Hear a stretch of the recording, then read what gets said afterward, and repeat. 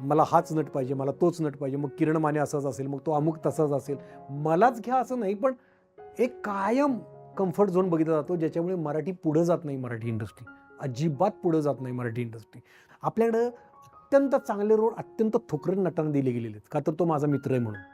अनेक बायोपिकमध्ये मोठमोठ्या नटांनी माती केलेली आहे. ती माती चांगल्या चांगल्या समीक्षणं खोटी खोटी लिहून घेऊन ती माती त्याच्यावर टाकली गेलेली आहे, ती झाकली गेलेली आहे, ती माती केलेली. नाहीतर हे बायोपिक श्रेष्ठ ठरले नसते भारतात. जर त्या रोलसाठी तुम्ही परफेक्ट माणसंच जर घेतली असती तर ते बायोपिक हिट झाले नसते, ते बायोपिक गाजले नसते. कारण आपल्याकडे ती थोर व्यक्तिमत्व होऊन गेलेली आहेत. नाही, आमचाच माणूस घ्यायचा, मग आमचा तो माणूस घ्या, मग त्यानं भलेही वाईट काम करू द्यात, मग ते समीक्षणात चांगलं चांगलं चांगलं चांगलं लिहून आणायचं. काय रोल केला, काय रोल केला, आपणच म्हणायचं. अरे लोकांना आवडत नाही ना, पण ते लोक बघतच नाहीत ते सिनेमे. त्याच्यावरून तरी ओळखा की लोकांना नाही आवडलेलं. तो सिनेमा हिट झालाय का नाही, मग तुम्ही कसं समजता की ते फेवरेट आहेत म्हणून. तर हे कोंडाळ कोंडाळ कोंडाळ कोंडाळ झालं. आपणच आपल्या घरातले दोष सांगतो ना, बाहेरचा माणूस सांगेल का?